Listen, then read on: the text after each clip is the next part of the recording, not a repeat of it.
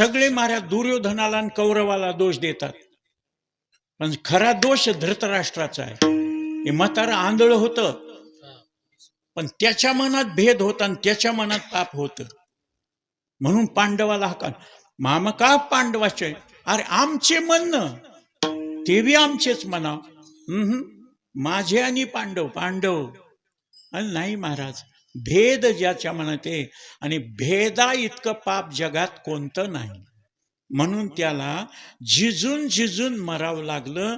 स्वर्गारोहण पर्वात जाताना हिमालयामध्ये जळून मेलं धृतराष्ट्र आणि त्याची पत्नी.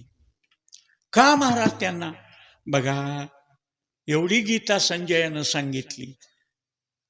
संजय मुक्त झाला, अर्जुन मुक्त झाला. आज आपण परवाच्या दिवशी गीता जयंती झाली, मोक्षदा एकादशी, गीता जयंती. नुसतं आमच्या संतांनी सांगितलं, गीता गीता गीता वाचे जे म्हणती, नाही पुनरावृत्ती तयार. जगातले माणसं गीता पाठ करायलेत, हरे कृष्ण हरे रामा म्हणून गंध लावायलेत, माळ घालायलेत, शेंड्या लावून हरे रामा हरे कृष्ण भजन करायलेत परदेशातले. आणि आपले हिंदूचे माणसं ज्ञानेश्वरी, भगवद्गीता, हरिपाटन, रामायण, भागवत, छ्या छ्या छ्या. Johnny Johnny yes papa, eating sugar no पप्पा, टेलिंग लाईफ नो पप्पा, ओपन युअर माउथ. आपल्या लेकराला लहान आहे तोपर्यंत टाळी वाजवून विठ्ठल म्हण बाबा, जन्मल्याबरोबर त्याला शिकवाव. प्रल्हाद राक्षसाच्या कुळातला, ते भजन करू लागला.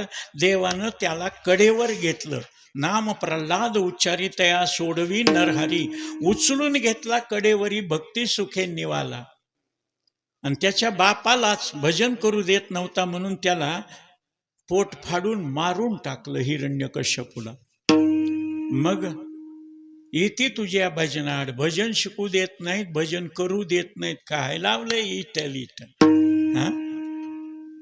तुका म्हणे येथे भजन प्रमाण काय थोर, पण काय होतंय भजनानं? ऐका, तुम्ही टाळी वाजून भजन केलं की तुमच्या हातावरच्या पापाच्या दुःख देणाऱ्या रेगा नाहीशा होतात. हे मी म्हणतो नाही, सांगणारच.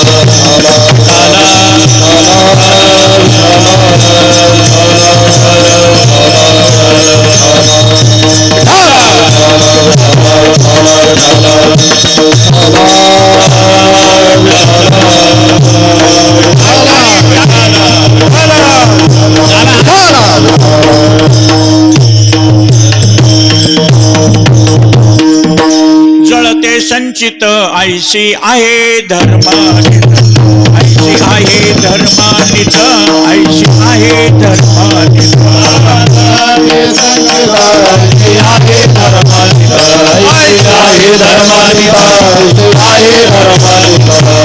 जळते संचित ऐशी आहे धर्मानित, ऐशी आहे धर्मानित, ऐशी आहे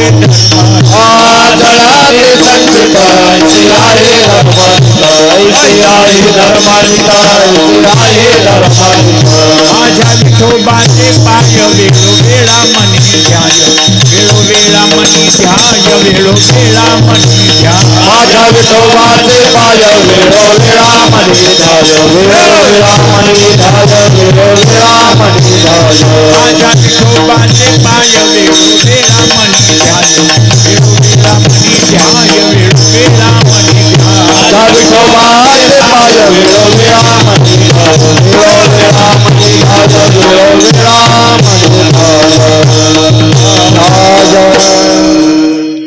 जळते संचित ऐशी आहे धर्मनीत माझ्या विठोबाचे पाय वेळोवेळा मनी ध्याय नेदी कर्म घडो कोठे अडराणी पडो माझ्या विठोबाचे पाय वेळोवेळा मनी ध्याय तुका म्हणे मळ राहो नेदी तापजाळ माझ्या विठोबाचे पाय वेळोवेळा मनी ध्याय विठ्ठला विठ्ठला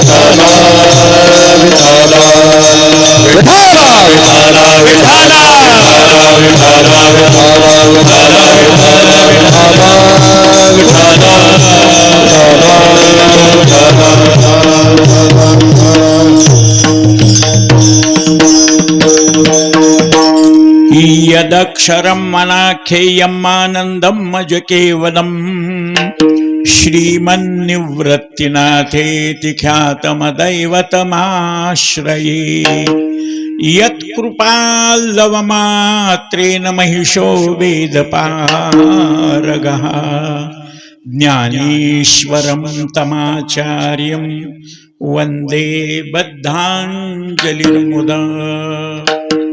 श्रीमंत श्री जगद्गुरु महावैष्णव अग्रगणी वैराग्यस्य परम मूर्ती विश्वभूषण वाणी सम्राट अलौकिक कल्पना आविष्कार भास्कर वारकरी संप्रदायाचा परमोच्च मानबिंदू किंबहुना अक्षर ब्रह्म अवतरण विद्वज्जन मानस मराळ सकल संत कंठभूषण कैवल्य गुणनिधान अलंकापूर निवासी ज्ञानेश प्रिय तुकोबाराय या ब्रह्मांड मंडपामध्ये दुःख भोगणाऱ्या जीवांना दुःखातून सुटण्याचा सोप्यातला सोपा उपाय सांगतात। आज या पुण्यक्षेत्रामध्ये कर्माचे 2 प्रकार शास्त्रानं सांगितले, विहित कर्म निषिद्ध कर्म। विहित कर्म कशाला म्हणावं, निषिद्ध कर्म कशाला म्हणावं, आपल्या मनानं ठरवायचं नाही, शास्त्रानं ठरवलंय। वेदाच्या विरोधात, संतांच्या विरोधात, महात्म्यांच्या विरोधात, पुराणाच्या विरोधात, श्रुती स्मृतीच्या विरोधात जे कर्म केल्या जातं त्याला निषिद्ध कर्म म्हणतात। वेदानं, शास्त्रानं, उपनिषदानं, पुराणानं, संतांनी करा म्हणून जे आग्रह केलाय त्याला विहित कर्म म्हणतात। विहित कर्माचं आचरण कोणीही करू द्या त्याला सुखच मिळणार, आणि निषिद्ध कर्माचं आचरण कोणाकडूनही घडू द्या, देवाकडून घडू द्या, संताकडून घडू द्या, निषिद्ध कर्माचं आचरण केलं की त्याला दुःखच होणार। का? विहित कर्म का माणूस करीत नाही, निषिद्ध कर्म का करतो? त्या विहित कर्मामध्ये सुद्धा त्याचे 4 प्रकार, नित्य, नैमित्तिक, काम्य आणि प्रायश्चित्त। प्रायश्चित्त कशाला म्हणावं, आपल्याकडून कळून न कळून अजानता महिमानम तवेदम, आम्हाला त्या कर्माचं महिमान कळालं नाही, चांगले का वाईट आहे कळालं नाही, आणि आपल्याकडून चूक घडली, त्याच्यातून मुक्त होण्याकरता प्रायश्चित्त कर्म। मनातली इच्छा पूर्ण करण्याकरता काम्य कर्म। जे रोज करतो ते केल्यावर पुण्य नाही, पण नाही केल्यावर दोष आहे.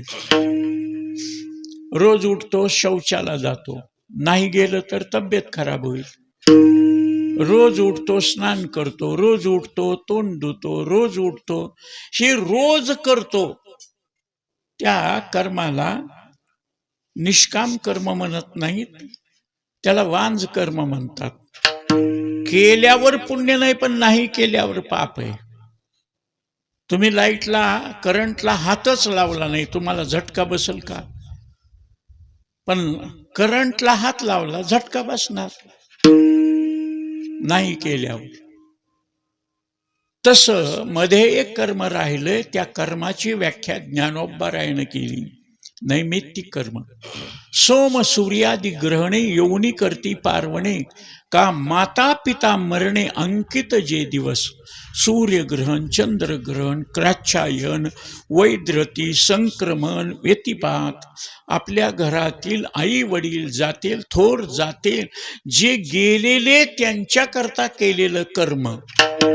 नास्तिकवाद म्हणतो माणसं निघून गेले, दुसऱ्याला खाऊ घालून काय उपयोग आहे. पण एक आहे, येथे एक शीत दिदले अन्न कोटी कुळाचे होय उद्धरण. या दोन गोष्टीच माणसाला फल देतात. लेने को हरिनाम आणि देने को अन्नदान. गेलेल्या प्रित्यर्थ अन्नदान करणं, आणि अन्नदान म्हणजे उग खाऊ घालणं नाही, उदर भरणं नोहे जाणे जे यज्ञ कर्म. जे गेले त्यांच्याकरता अन्नदान केलं, पितर तृप्त होतात. कारण सूर्यामध्ये 12च्या दुपारी माध्यान्ह समयाला 12च्या वेळेस पितृदेवता, ज्याला अर्यमा म्हणतो, पितृणाम अर्यमा चास्मी यमः संयमतामहं, पाप पुण्याचा हिशोब करून पापाला दुःख, पुण्याला सुख देण्याचं काम यम करतो. संयमन. त्याच्या हातात तराजू आहे. धर्माची तू मूर्ती आणि पाप पुण्य तुझे हाती. पाप पुण्य त्याच्या हातात आहे. पाप कोणीही करू द्या, त्याला दुःख देणार. म्हणून शब्द आहेत, मारीती तोडीती झोडीती निष्ठूर, यमाचे किंकर बहुसाल, नाही त्या यमासी करुणा. कोणी जरी असलं तर त्याला दया नाही. जसं विस्तवाला दया नाही, करंटला दया नाही. महाराज आम्हाला काय माहिती आहे? सगळ्याला माहिती आहे. मी वेगळं सांगण्याची गरज नाही. पिढ्यानपिढ्या व्यास महर्षीनं सांगितलं, ऊर्ध्व बाहू विरो मेष न कश्चित् शृणोति माम. मी वर हात करून सगळ्या जगाला सांगतो, पण कोणी ऐकत नाही. तुकोबार आहे त्याचंच वर्णन करतात, वाजत असे बोंब कोणी नाही कधी कानी. सगळ्या जगात जुने लोक सांगतात ना बाबा, मी नवीन सांगायची गरज नाही. सांगतेत ना, बिडी ओढू नका, तंबाखू खाऊ नका, मटण खाऊ नका, दारू पिऊ नका, सत्य बोला, असत्य बोलू नका. वेदामध्ये सांगितलंय सत्यं वद धर्मंचर, तमसोमा ज्योतिर्गमय, अंधाराकडून प्रकाशाकडे जा. असदोमा सद्गमय, असत्याकडून सत्याकडे जा. दुःखाकडून सुखाकडे जा. सगळ्याला सुख आवडतं, दुःख कोणालाच आवडत नाही. भारतातल्याच नाही, महाराष्ट्रातल्याच नाही, या गावच्या कीर्तनाला ऐकणाऱ्याला तरी कोणीतरी वर हात करून सांगा, जगातले मला दुःख आवडतंय, मजलागी दुःख व्हावे, ऐसे कोणी भावी ना जीवे. आजारी माणसाला, कॅन्सर झालेला, मरायला टेकलेल्या माणसाला दवाखान्यात बघायला गेल्यावर त्याला बघितल्यावर असं वाटतं का आपल्याला असंच पाहावं? हसत निघालेला मनुष्य मसनवाट्याकडे गेल्याबरोबर एवढंसं तोंड करते, आमच्या बरोबर बोलला हो, जाण्याचं वय नव्हतं. काही काही माणसं नवस करायलेत, पण ते मरण झालंय, दुसरे मरायलेत आणि हे मागून येऊन असं कसं देवानं नेलं. बाबा, ज्याचं कर्म संपलं त्याला मरावं लागतं. आयुष्य संपलं, मरावं लागतं. कर्म शिल्लक राहिलं आणि आयुष्य संपलं, ते आयुष्य संचितामध्ये जातं. आज जे कर्म करतो, शास्त्र त्याला क्रियमान म्हणतात. आज कर्म केलेलं त्याला क्रियमान म्हणतात. आज करणार, आज जे पेरणी केली शेतामध्ये त्याचं खळं ज्यावेळेस होईल त्यावेळेस ते धान खायला. पण आज जे खाल्लंय ते आजच पेरलंय का? ते पहिलं पेरलेलं.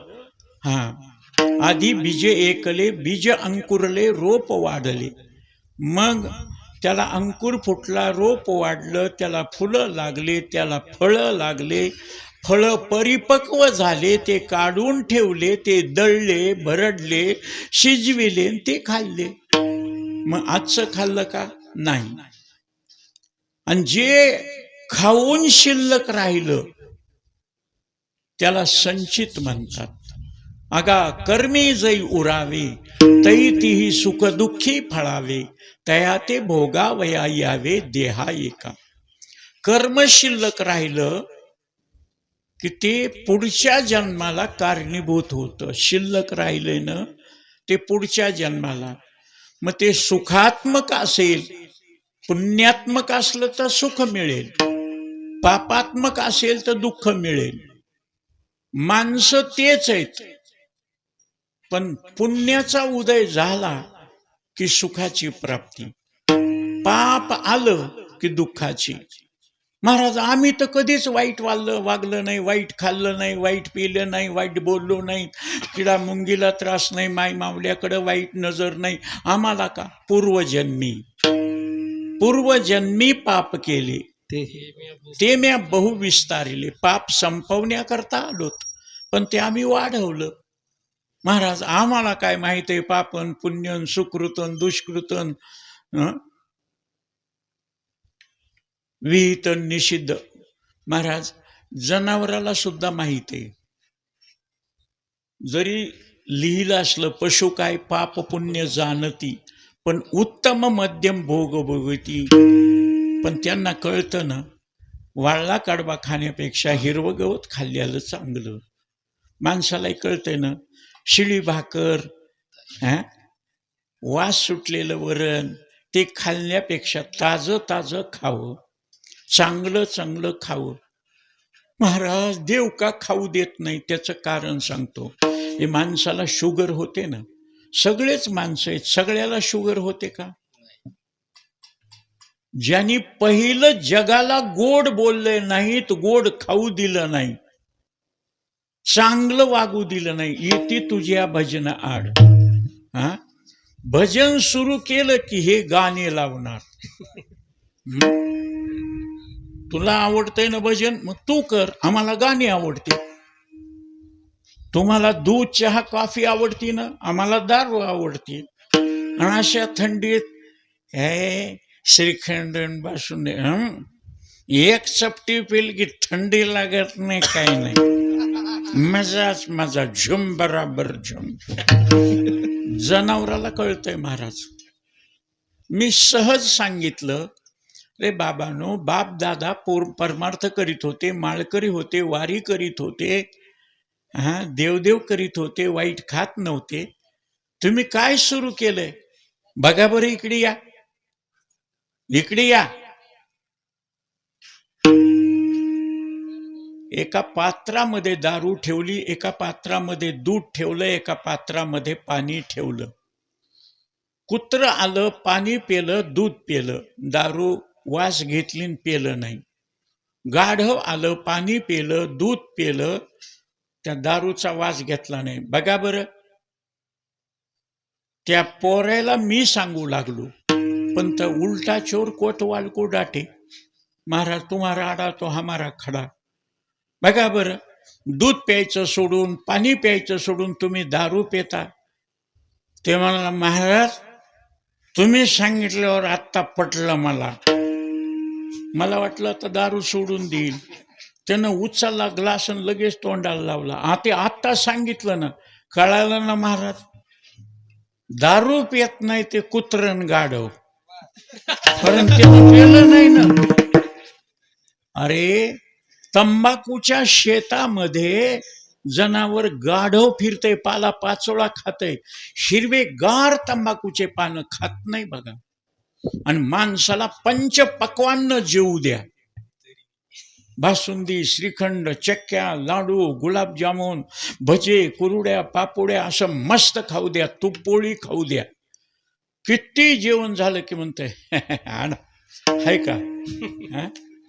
बरं कुठं तुम्हाला मृदंग शिकावं लागला, तुम्हाला चाली शिकावं लागल्या, गायन शिकावं लागलं, अवरोह शिकावं लागलं, संवादी विवादी शिकावं लागलं.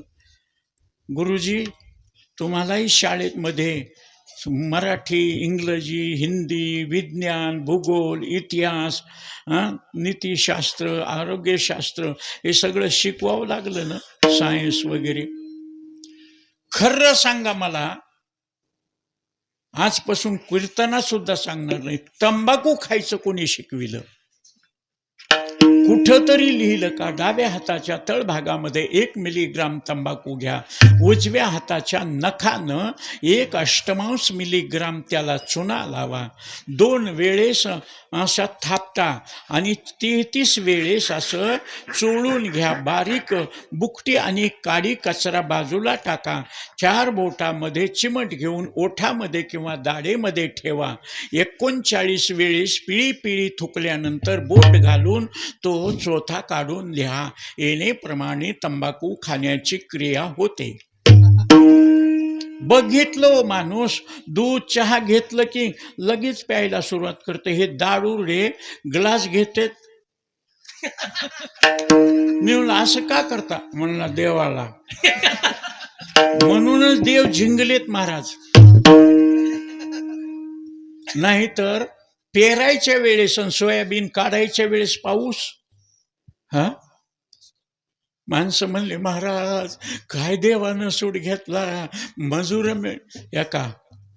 तुमचे शेतकऱ्याची जी कमाई आहे, कष्ट करून पिकवलेलं विकायला गेल्यावर कमी किंमत आणि घ्यायला गेल्यावर जास्त किंमत.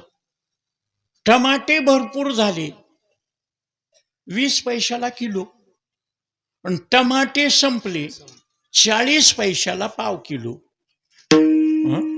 ही 20 पैशाला किलो. म्हणून माणसं विकत नाहीत ना, मजुरी निघत नाही ना, रोडवर टाकायलेत. आणि तसंच होणार आहे. धनी दिलगिरन चोरटे खुशाल. चांगल्या वागणाऱ्याला त्रास आहे, वाईट वागणाऱ्याला त्रास नाही. एवढी थंडी महाराज कुडकुड कुडकुड बसायलेत. कसे पद्धतशीर इथं अंतरायला मंडप असून सुद्धा माणसं उन्हात का बसायलेत? अरे थंडी वारं आलं की असं गारठायले. ऊन सकाळचं ऊन जे अंगावर घेतात त्यांना त्वचेचे रोग होत नाहीत. या सूर्याच्या प्रकाशामध्ये डी नावाचं विटॅमिन आहे, म्हणून सकाळी उन्हात बसावं. इथं जमलेल्या माणसाला म्हणतो मे महिन्यात बसता का उन्हात? मे महिन्यामध्ये कडक उन्हाळ्यामध्ये बसता का उन्हात? महाराज लाल बुंद थोबाड होतंय, चक्रा येत्या, डोळे लाल बुंद, घाम येतंय.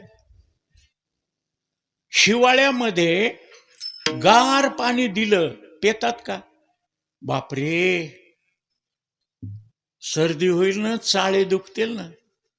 उन्हाळ्यामध्ये गरम पाणी दिलं तर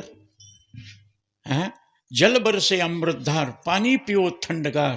कशा थंड पाणी दिलं पाहिजे उन्हाळ्यामध्ये, पावसाळ्यामध्ये नको थंड. का?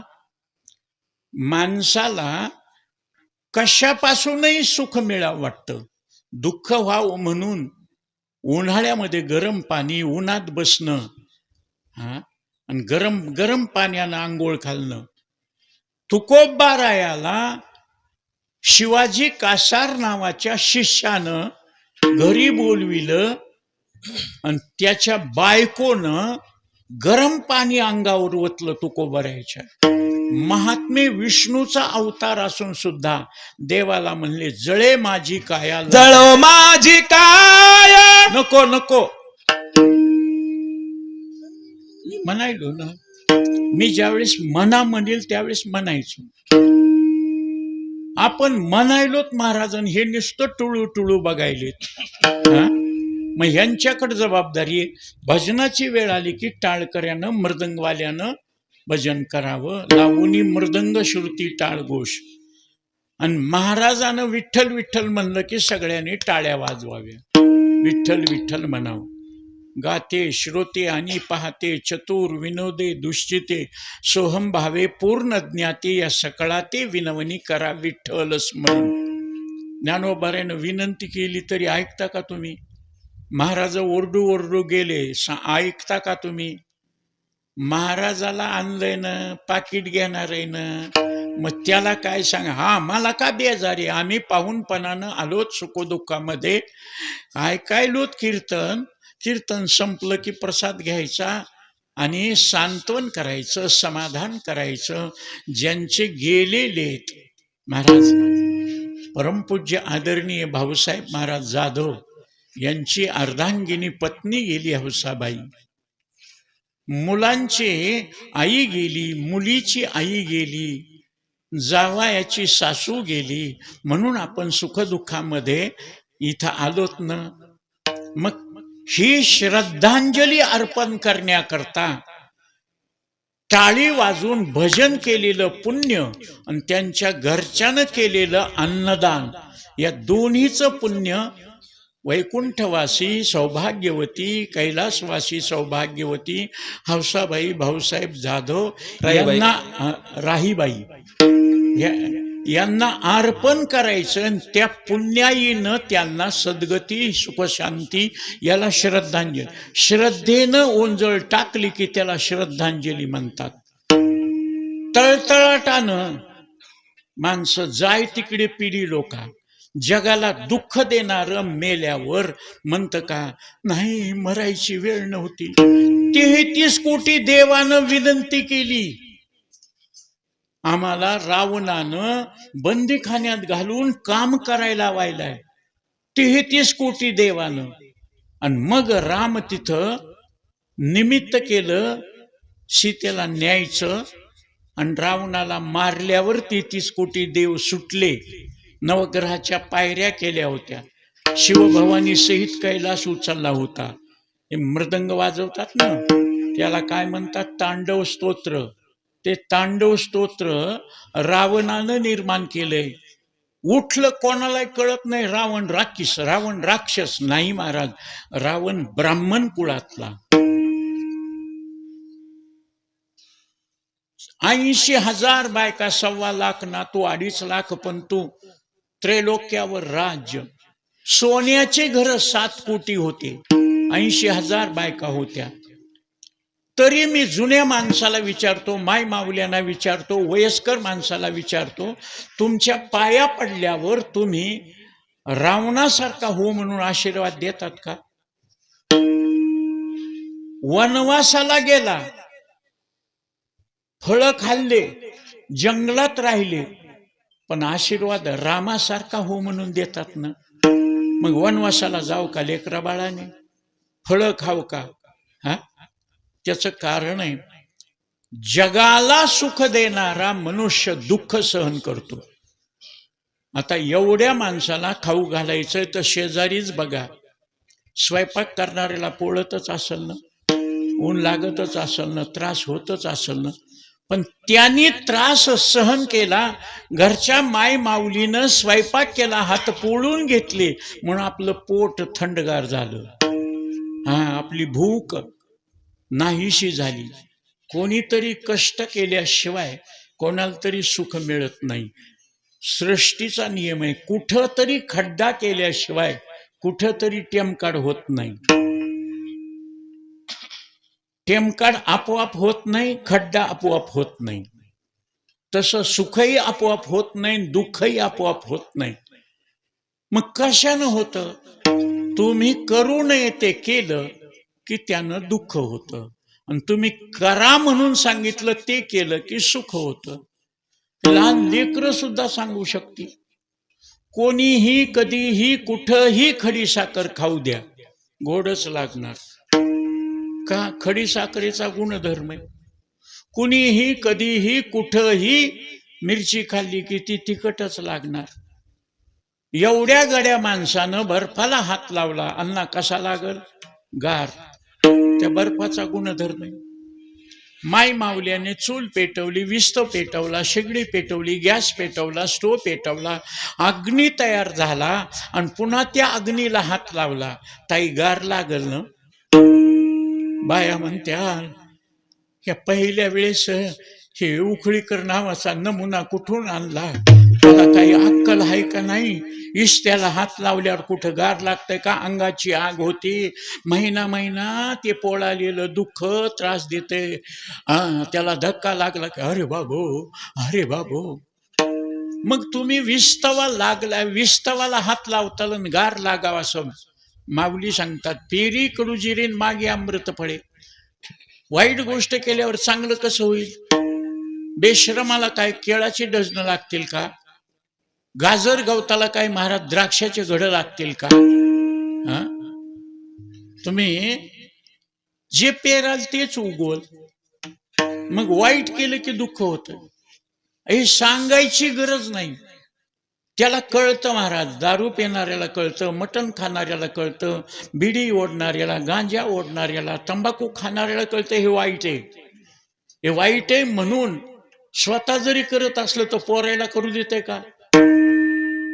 आणा कट्टा, आणा सिगरेटचं पाकिट आणि सगळे पेटवान वडा म्हणतंय का? ते म्हणतंय आम्हालाच गच्चाळ सवय लागली. आम्हालाच महाराज या बिड्या सिगरेट वाढल्यामुळं कफ दाटला, बेंडके पडायलेत अशा आबाळ आल्यावर. तुम्ही नका रे पोरं हो. कोवळं शरीर आहे, खलास करू नका. दारू गांजा मत पिओ यारो. मटण खाणाऱ्याला मटण वाईट आहे कळत नाही का? आम्ही निघालोत महाराज. रात्रीचा कार्यक्रम झाला, 12-1ला इथं आलोत रात्रभर प्रवास करून. काल 2 कार्यक्रम, आज 2 कार्यक्रम. इथलं कीर्तन करून संध्याकाळी भास्करगिरी महाराजाकडे देवगडला. आणि त्यांनी एकदा सांगितलंय दत्त जन्माच्या आदल्या दिवशी केशव उखळीकराचं कीर्तन केशव मरेपर्यंत. मग आता एवढा मान मिळू लागल्यावर महाराज आजारी असलो तरी कीर्तन करतो पुन्हा सलाईन लावून घेतो. कारण शुगर असल्यामुळं चक्रा येत्या, झटके बसतात. पण नशीब बघा ना, वडिलानं 60 वर्ष कीर्तन केले. आळंदीच्या संस्थेतले 1930 ते 37 पर्यंत अभ्यास केला. माऊलीच्या सोहळ्याबरोबर मरेपर्यंत 94 वर्षापर्यंत माऊलीच्या सोहळ्यामध्ये माऊलीच्या रथाच्या माग 4था आणि 5वा नंबर उखळीकराच्या दिंडीचा आहे. 128 वर्षाची परंपरा आहे. माझी 7वी पिढी आहे. पण नशीब कसं बघा, त्यांनी कष्ट केले आणि मला सुख मिळालं. मी संस्थेत गेलो, दांडेकर मामानं लाड केला, संस्थेत राहिला, बाहेर राहायचं नाही. आणि जेवायला संस्थेत इतका थाट. दांडेकर मामा गेल्यानंतर संस्थेचा विश्वस्त झालो, अध्यक्षही झालो. कुरेकर बाबांना सांगितलं अशा परिस्थितीमध्ये काट्यानं काटा काढण्याकरता, टिट फॉर टॅट, जशाच तसं उत्तर देण्याकरता साधू माणसाचं काम नाही. केशव उखळीकराला अध्यक्ष करा, बघू कसे भांडते ती. अध्यक्ष झालो तेवढा मोठा कारभार झेपत नाही. बळीविन शक्ती कारभार झेपत नाही. 500 विद्यार्थी, सकाळचा नाश्ता, दुपारचं जेवण, संध्याकाळचं जेवण, 4 वर्षाचा कोर्स, कीर्तनकार म्हणून बाहेर निघायचे आणि सगळ्याचे गारहाणे. त्याच्यामुळं झेपत नाही. खरं सांगा, मला कारभार झेपला असता तर वडिलाला एकुलता एक आहे आणि दिसायलाही डावा नाही, कमाईलाही कमी नाही, लग्न झालं नसतं का माझं? अजून बिन लग्नाचा कशामुळं? झेपत नाही महाराज. सगळे महाराज दुर्योधनाला आणि कौरवाला दोष देतात, पण खरा दोष धृतराष्ट्राचा आहे. हे म्हातारं आंधळ होतं. पण त्याच्या मनात भेद होता आणि त्याच्या मनात पाप होतं. म्हणून पांडवाला हाका मामा का पांडवाचे, अरे आमचे म्हणणं ते बी आमचेच म्हणा. माझे आणि पांडव पांडव आणि नाही महाराज, भेद ज्याच्या मनात आहे आणि भेदा इतकं पाप जगात कोणतं नाही. म्हणून त्याला झिजून झिजून मरावं लागलं. स्वर्गारोहण पर्वात जाताना हिमालयामध्ये जळून मेलं धृतराष्ट्र आणि त्याची पत्नी. का महाराज त्यांना? बघा, एवढी गीता संजयानं सांगितली. संजय मुक्त झाला, अर्जुन मुक्त झाला. आज आपण परवाच्या दिवशी गीता जयंती झाली, मोक्षदा एकादशी, गीता जयंती. नुसतं आमच्या संतांनी सांगितलं गीता गीता गीता वाचे जे म्हणती, नाही पुनरावृत्ती तयार. जगातले माणसं गीता पाठ करायलेत, हरे कृष्ण हरे रामा म्हणून गंध लावायलेत, माळ घालायलेत, शेंड्या लावून हरे रामा हरे कृष्ण भजन करायलेत परदेशातले. आणि आपले हिंदूचे माणसं ज्ञानेश्वरीन, भगवद्गीतान, हरिपाटन, रामायण, भागवत, छा छा छा, Johnny Johnny yes papa, eating sugar no पप्पा, टेलिंग लाईफ नो पप्पा, ओपन युअर माउथ, हा हा हा.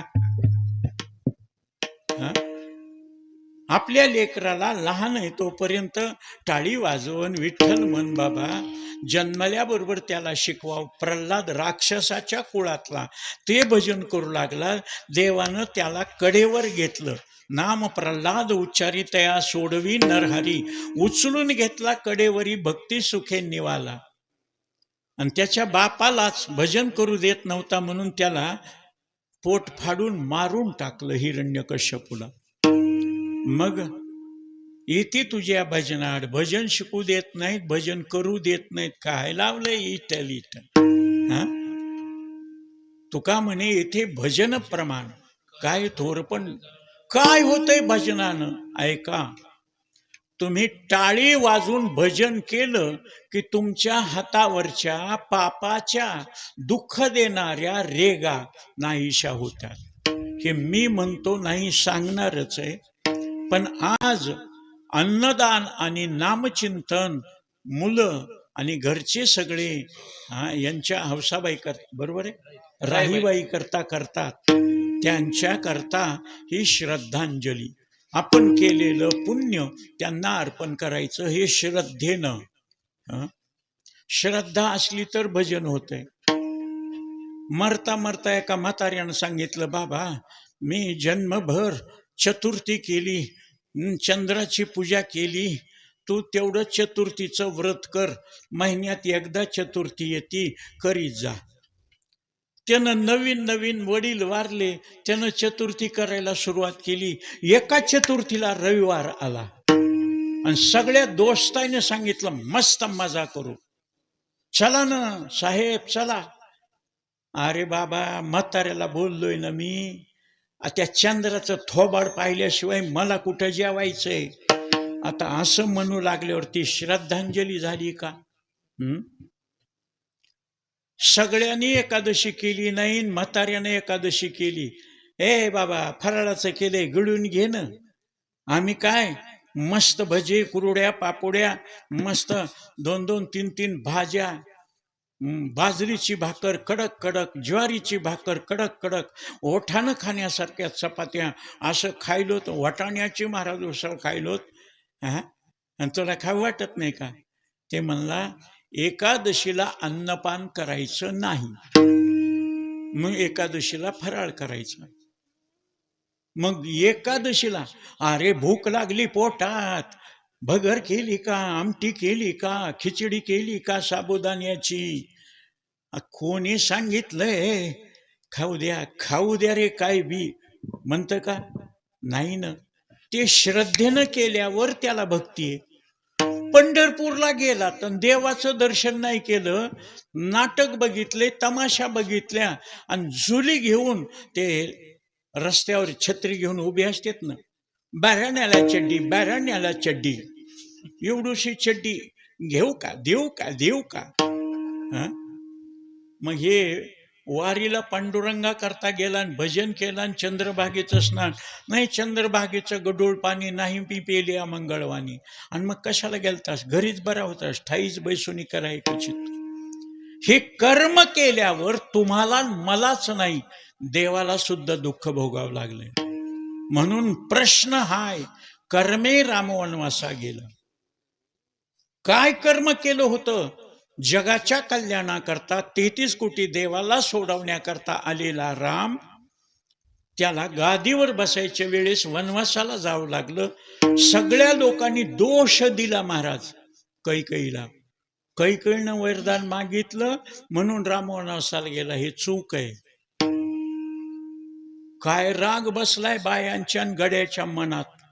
त्रेतायुग झालं, द्वापारयुग झालं आणि कलियुग, अजून कोणी नाव कैकेयी ठेवलं नाही. मला एका म्हातारीनं विचारलं, कशामुळं ठेवलं नसल? तुम्ही महाराज आहे, सांगा आम्हाला. मी म्हणलं, मला तर लेकरू बाळ नाही, बाई नाही, कोणी नाही, मी कोणाला ठेवू नाव? तुमच्याच घरात ठेवा. न ग ग माय. मी म्हणलं, काय झालं? नवरा मरत आहे आणि लेकरं वनवासाला जातात. कळालं? हा? राम राम म्हणत दशरथ राजा मेला. पतन तया दशरथा, प्राण जाता भाऊभाईला पतन तया दशरथा. आणि जन्मभर पाप केलेल्या आजा मेळानं आपल्या मुलाचं नाव नारायण, पुत्र स्नेही नष्ट म्हणे नारायण, आणि त्यासाठी विमान पाठवले. त्याचं कारण आहे महाराज, ज्याचं पाप संपलं त्याला देव न्यायला येतो, आणि ज्याचं पाप शिल्लक आहे त्याला त्याच्या कर्माचं फळ यमाचे दूत येतात आणि त्याला त्रास देतात. नाही त्या यमासी करुणा. म्हणून भागवतामध्ये 21 मुख्य नरक, 7 उपनरक, रौरव, महारौरव, कुंभपाक, असिपत्रवन, सारमेयादन, दंदशोक, वज्रकंटक, शाल्मली, शूलप्रोत, अय्यप्पान महाराज असे. मग तिथं काही सुख आहे का? या तिथं महाराज अशी बेजारी होती, दया येत नाही त्या यमाला. का? कर्माचं फळ देतो. म्हणून कोणीही कर्म केलं ते संचितामध्ये असलेलं कर्म त्याला भोगावंच लागतं. भोगणे ते फळ संचिताने, भोगणे ते फळ संचिताचे. बोला बोला. भोगणे ते फळ संचिताचे, भोगणे ते फळ.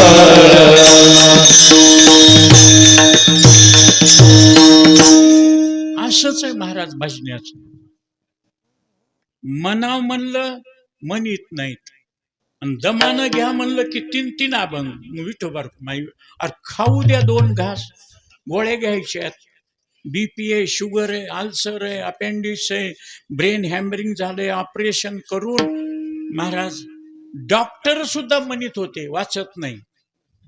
ऑपरेशन करणारे वाचत नाही म्हणत होते.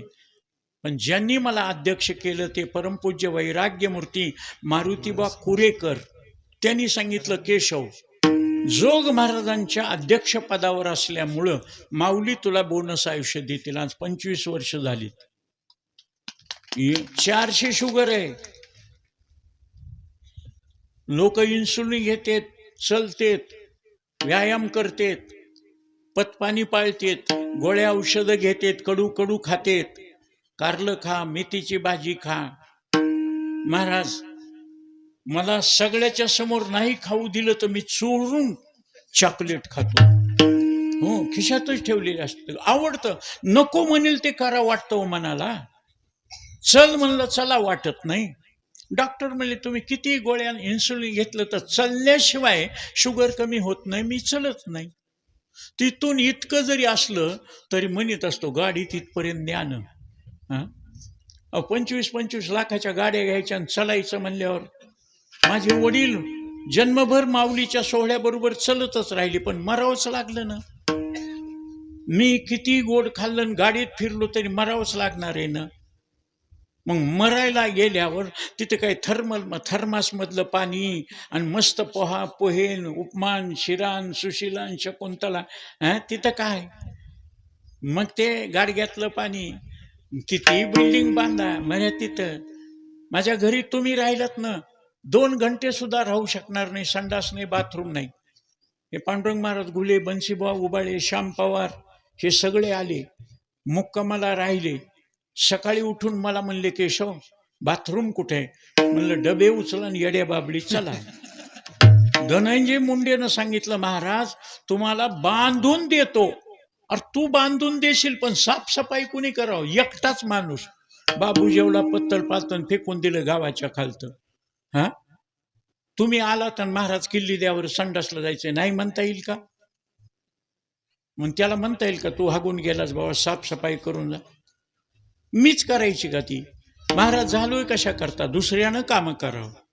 म्हणून कोणता महाराज तुम्हाला असा चिपाट छाप दिसतोय का? का लोकांना खाऊ घातलेला असतंय. दवाखान्यात बघायला आले तर महाराज रिकामे हाताने आले नाही. हा, आणि तिथल्या डॉक्टरनं 7 नॅरो सर्जन कवठीला छिद्र पाडून त्याच्यातलं खराब रक्त मग सावध झालो. आणि त्यांनी सांगितलं, संस्थेचे अध्यक्ष असल्यामुळं पंडितजी का पैसा नाही लेणार. महाराज सगळं फुकट मिळतंय म्हणून महाराज झालोय. दुसरीकडे काम केल्याशिवाय मिळालं असतं का खायला? हा, बर काम न करता खाणाऱ्या माणसाला बायको तरी कोणी देईल का? नाही दिली ना कोणी अजून. हा, कशा करता सांगतो. अरे प्रभू रामचंद्रानं मागच्या जन्मामध्ये वृंदा नावाची महान पतिव्रता तिच्या नवऱ्याला शंकरानं मारण्याकरता मदत केली. ती पहिल्या जन्मात विष्णू असताना, म्हणून रामाला त्या वृंदेनं शाप दिलाय, मला माझ्या नवऱ्याचं सुख भोगू दिलं नाहीस, तुला तुझ्या बायकोचं सुख मिळणार नाही. हे रामाला शाप, दशरथाला शाप, सीतेला शाप. रावणाचा मारून सीता सोडून आणली. शेवटपर्यंत नांदणं पूर्ण झालं का? 5 महिन्याची गरोदर असताना गणू नावाच्या धोब्यानं बोलला बायकोला, मला काय राम समजायलीस का? मला न विचारता तू दुसरीकडे गेलीस, तू काय चांगली राहिलीस का? मी राम नाही, रावणाची तर राहिलेली सीता त्यानं घरात घेतली. महाराज 5 महिन्याची गरोदर असून लक्ष्मणाला सांगून सीतेला वाल्मिकी ऋषीच्या आश्रमामध्ये, जगाचा मालक, अयोध्येचा मालक प्रभू रामचंद्र, त्याचे लेकरं वाल्मिकी ऋषीच्या आश्रमामध्ये गवतावर जन्मले. लवकुश. रामानं यज्ञ केला, घोडा सोडला, लवकुशानं धरला, इकडून राम इकडून लवकुश. सीता आली, सांगितलं रामा हे तुझे लेकर, लवकुशा हे राम तुझे वडील. Happy ending. चला, सीतेचं काम संपलं. सीता जमिनीत निघून गेली. वियोग घडला सीता देवी का? तिनं राघू मैना पाळीत असताना राघू उडून गेला, मैना पिंजऱ्यात सापडली. ती मैना पिंजऱ्यामध्ये 11 महिने 14 दिवस ठेवली. म्हणून सीतेला रामापासून 11 महिने 14 दिवस रावणाच्या अशोकवनामध्ये राक्षसिनीच्या पहाऱ्यात राहावं लागलं. रामाचं सुख मिळालं नाही. फरेसी गवारा. मग हे कर्म चुकलं नाही. कर्मा ते शंभू मानी आपण, किती पळशी कर्मा भेन. कर्माच्या भीतीनं किती पळताल. तुमचं कर्म केलं की त्याचे 2 प्रकार. निषिद्धामध्ये गेलं तर दुःख भोगायला आणि विहितामध्ये गेलं तर सुख भोगायला. महाराज हे संचितामधलं भोगावं लागतं. म्हणून भोगणे ते फळ संचिताचे. जे जे लिहिले संचिते ते न चुके कल्पांती. कर्माचा लेखा न चुके ब्रह्मादिका. म्हणून महाराज मग आता इतकं करून सुद्धा कर्म जर चुकत नसेल तर अशी मंडळी तुकोबारायाकडे गेल्यावर तुकाराम महाराजाला शंका विचारली, संचित नाहीस करण्याकरता काय करावं? ऐका. वाल्मिकीनं इतके माणसं मारले, राम नामानं सगळं पाप धुवून गेलं. हा, नाम पाठे मोक्ष पाविजे तत्वता, अनेक ते आता साधन नाही. नाम संकीर्तन साधन पै सोपे, जळतील पापे जन्मांतरीचे. म्हणून ब्राह्मण पूजा करताना काय म्हणतं, इह जन्मनी पूर्वजन्मनी जन्मांतरीषु, कोणत्याही जन्मातलं पाप दुःख देऊ नये म्हणून नाहीसं व्हावं. जळती दोषाचे डोंगर, शुद्ध होती नारी नर. हा पुराणातला आणि स्वतः भगवान भगवद्गीतेमध्ये सांगतात, सर्व धर्मान परित्यज्य मामेकम शरणं व्रज, अहं त्वा सर्व पापेभ्यो मोक्षयिष्यामि. तुला सगळ्या पापापासून सोडवतो, माझं नाव घे, चिंतन कर. हे संचितामधलं सुद्धा जळतं, हे त्यांना समजावून सांगण्याकरता भगवद्गीतेचा आणि रामायणाचा आधार घेऊन तुकोबारायानं त्या शंका घेणाऱ्याला अभंगाच्या पहिल्या जळते संचित, जळते संचित, जळते संचित, जळते संचित, जळते संचित, जळते संचित, जळते संचित, जळते संचित, ओ जळते संचित, जळते संचित, जळते संचित, जळते संचित, जळते संचित, जळते संचित, जळते संचित, जळते संचित. ऐसी आहे, ऐसी आहे, ऐसी आहे, ऐसी आहे, ऐसी आहे धर्मनीता, ऐसी आहे धर्मनीता, माझा विठो बाते पाया, माझा विठो बाते पाया. ऐसी आहे, ऐसी आहे, ऐसी आहे, ऐसी आहे, ऐसी आहे धर्मनीता, ऐसी आहे धर्मनीता, माझा विठो बाते पाया, माझा विठो बाते पाया. हे जळते संचित, ऐसी आहे धर्मनीता, ऐसी आहे धर्मनीता, ऐसी आहे धर्मनीता. जळते संचित, ऐसी आहे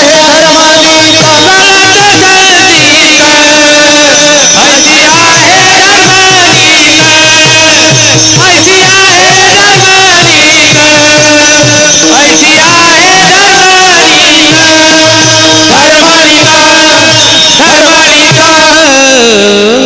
वाह क्या बात है, मेरी उमर तुम्हें लगी. वाह महाराज, भजनाला फार महत्व आहे. आमच्या बोलण्यापेक्षा भजनाला महत्व आहे. संतांचे शब्द आहेत, त्याला अभंग म्हणतात. आमचं बोलणं म्हणजे कीर्तन, बस त्याचं वर्णन केलं.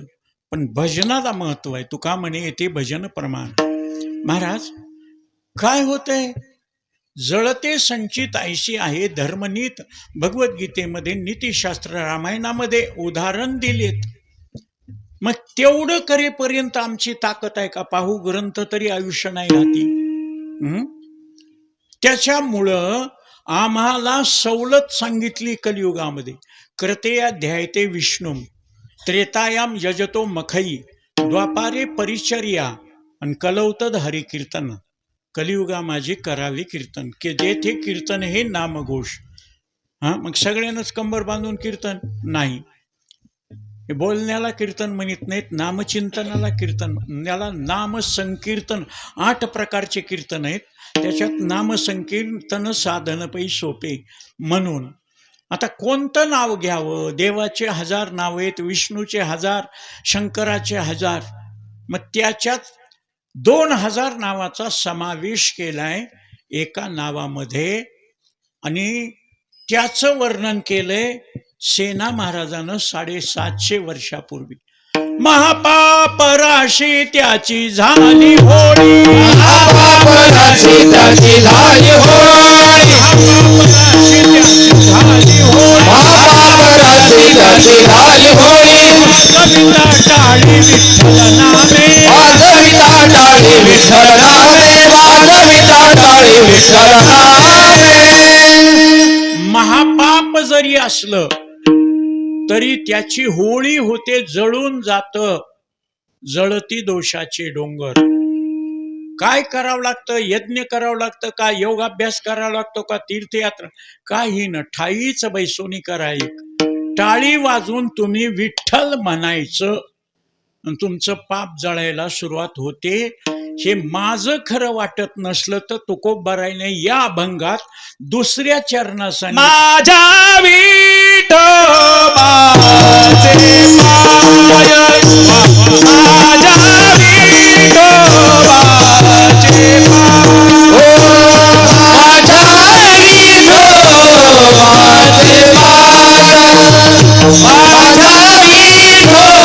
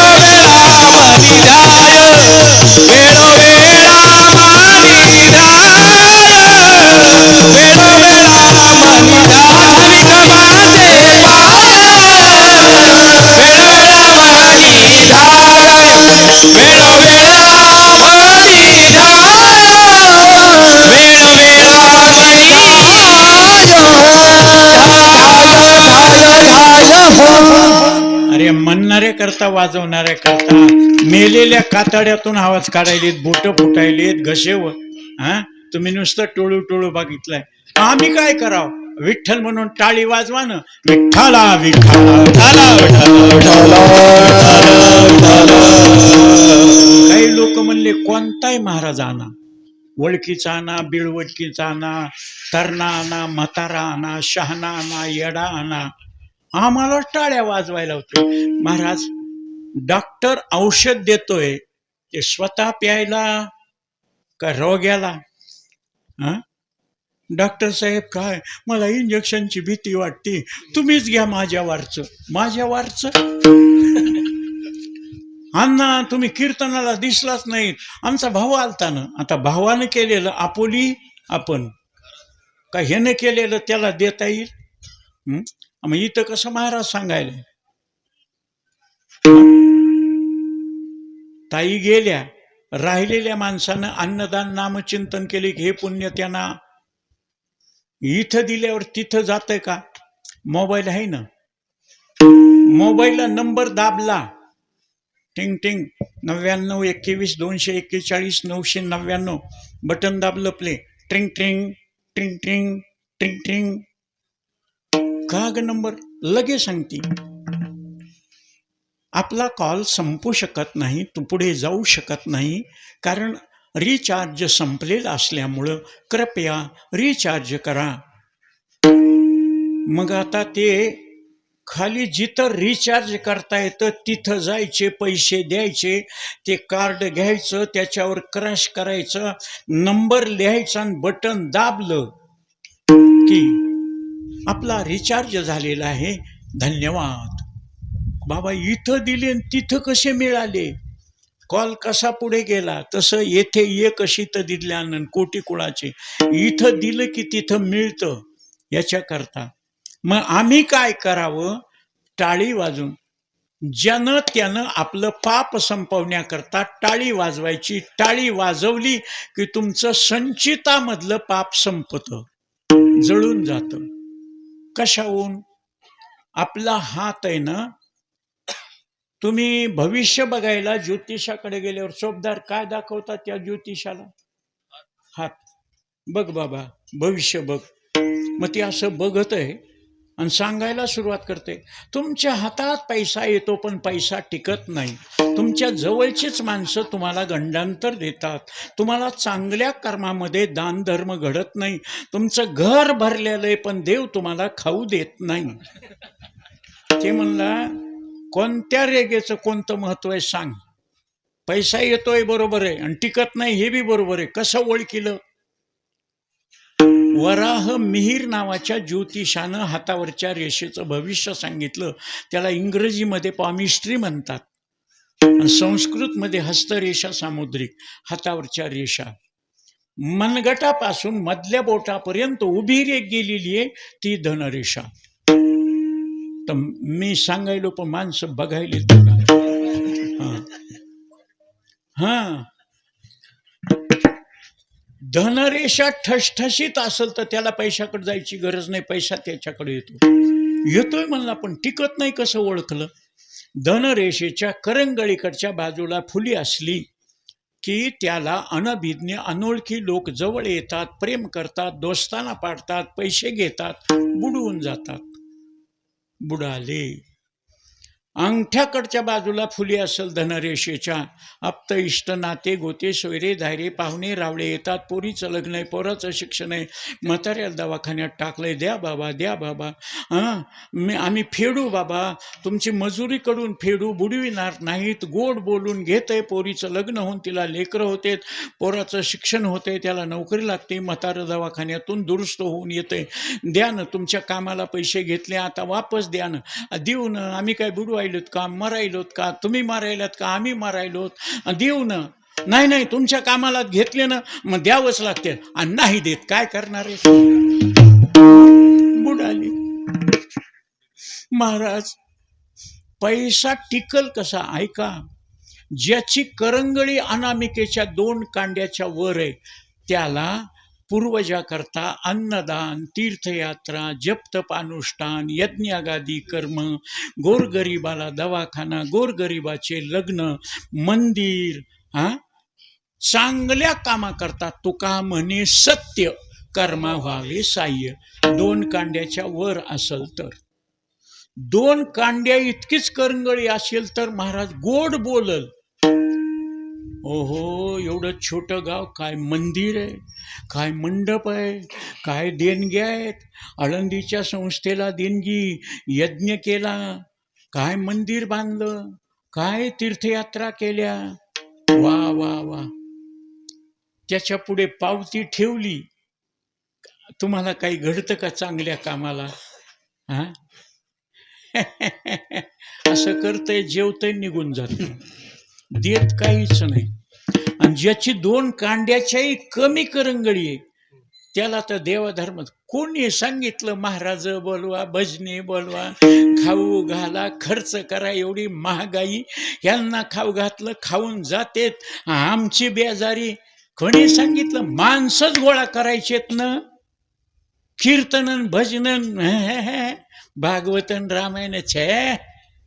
सुरेखा पुणेकर, गायत्री पाटील का गौतमी पाटील, सपना चौधरी, माणसं मावणार नाहीत महाराज. गाड्या सोडायला झालं माणसंच माणसं. देणं न घेणं, कंदील लावून येणं, येड्याच्या खिशाला 3-3 पेनं. कुठ अभंग नाही बरं का, नाही तर पाठ करतात. इथे केशव वाच, मला अशी सवय आहे मोकळं बोल. माणसं, अरे माणसं गोळा करायचेत पण प्रेमा करता, श्रद्धे करता, आमच्या दुःखामध्ये सहभागी होण्याकरता. माझं ऑपरेशन झालं, दवाखान्यात टाकलं. आता आमचे ढोक महाराज मणक्याचं ऑपरेशन झालं आणि ते ऑपरेशन बिघडल्यामुळं संचितीमध्ये टाकलंय. सगळे रामायण बंद, कार्यक्रम बंद आहेत. लोक भेटायला येतात, महाराज लवकर दुरुस्त व्हा. केवढा अन्नदान, केवढं नामचिंतन. स्वतः महाराज गावाकडे आई वडिलांची पुण्यतिथी करतात. त्यांच्या आईचं नाव कौसल्या माता. 109 वर्षाची होईपर्यंत मला म्हणायची, केशव तुला रेगेचं भविष्य सांगता येते, माझं नशीब कसं असेल रे. ढोक महाराजांची आई म्हणत होती, महाराज अचानक जरी तुम्ही 500 माणसं गेलात, तुम्हाला राहायला खायला जिथल्या तिथं 12 महिने अन्नदान चालू. बिल्डिंगी बांधलेल्या आहेत, कितीतरी थाट. बसल्या जागेवर त्यांच्या संत्र्याचं उत्पन्न 1-1 कोटी होतंय.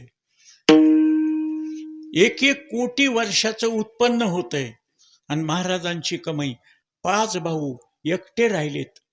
लहाने भाऊ गेले, मोठे भाऊ गेले, आई गेली, वडील गेले, बहिणी गेल्या, भावजया गेल्या. ती म्हणली माझं काय नशीब आहे, माझ्या समोर नवरा गेला, लेकरं गेले, सुना गेल्या, नाती गेल्या. मी म्हणलं आई, हे आयुष्याची रेष आहे, तोपर्यंत मरत नाही. आणि आयुष्य संपल्यावर कोणी देव असो संत असो जगत नाही. येथे नाही उरो आले अवतार. काम संपलं की रामाला जावं लागलं, काम संपलं की कृष्णाला पांडवाला जावं लागलं. महाराज तसं हे आयुष्य संपल्यावर योगानं महाराज ते आयुष्य करंगळीपासून पहिल्या बोटापर्यंत रेखटी आयुष्याची इथपर्यंत असेल तर 100 वर्ष, थोडं कमी 92, आणखी कमी 87. त्याला 2-3 फाटेच फुटलेले आहेत. ते फाटे म्हणजे ओमायक्रॉन, कोरोना, झटका, ॲक्सिडेंट, ऑपरेशन, याच्यातून गेला की गेला. महाराज घर भरलेलं देव का खाऊ देत नसल. माझ्यासमोर सगळे खातेत, मलाही वाईट वाटतं महाराज. माझ्यासमोर तुम्ही गुलाबजामुन खाऊ लागलात, माझ्यासमोर श्रीखंड खाऊ लागलात की मला वाईट वाटलं. म्हणून अजून मी दुसऱ्याच्या लग्नाला कधी जात नाही. माझं झालं नाही त्याचं देखवत नाही. महाराज हे कशावर ऐका, ज्याच्या अंगठ्यावर जव नावाचं चिन्ह आहे त्याने अन्नदान केलेलं असलं म्हणून देव त्याला उपाशी मारित नाही. आमच्याबरोबर जेवलं आणि पान खात खात तसंच झोप लागली, झोपीतच गेलं, झाकली गटीच. आणि काही माणसं पाय खोडतेत, हात खोडतेत, मुठी आवळतेत, घरडा लागला, दोरं टाळवटलेत, असं करतेत. खाली उतरा जाते जाते जाते पाणी वता, पाणी ओततय, पेतय, गुटखा घेतय. म्हणला निबर लागायले, गादीवर झोपवा. कोट महाराज त्याच्या बरोबरचे मरते, हे तसंच राहतंय का. त्याचं आयुष्य आहे, त्याला आपदूनच मरण. त्याला देव खाऊ देत नाही. मरायला टेकलं, शुगर असल्यामुळं खाऊ घातलं नाही. चहा प्यायचा का, भजे खायचे का, भात खायचा का, खिचडी खायची का, काय खायचंय, गुलाबजाम, शुगर जरी असले तर खाऊ द्या. मरायला टेकले, वासना राहील त्याची. गुलाबजामुन त्याच्या तोंडात ठेवला. त्यांनी अन्नदानच केलं नसल्यामुळं देव खाऊ देईल का. घासगिळी सत्ता हाती नाही. तो हटावर ठेवला, फुटकून केलं, मेलं. लोक म्हणले बघा एक घास सुद्धा खाऊ दिलं नाही, पाळलं बाहेर आणि मेलं की हो. त्यानं अन्नदान केलं नाही. म्हणून महाराज लग्नाचं कसं, करंगळीचं शेवटचा कांडण आयुष्याची रेषा पुरुषाच्या उजव्या हातावर. महिला मंडळीची पंचायत व्हायली या हातावर का ह्या हातावर. उजव्या हातावर 1 गवा एवढी रेग असते. 1 लग्न, 1 बायको. 2 असल्या रेगा तर 2 बायका. जास्तच गुतुडा असेल मला विचारू नका, तुम्ही काय बोल मी कशाला सांगू. पण याच्यावरच्या रेषा कमी जास्त करण्याकरता ब्लेडनं छिलता येतं का, नाही. त्याच्याकरता पापाच्या रेषा, दुःख देणाऱ्या रेषा नाहीशा करण्याकरता टाळी वाजून विठ्ठल म्हणलात की तुमचं काम होत म्हणून विठ्ठला विठ्ठला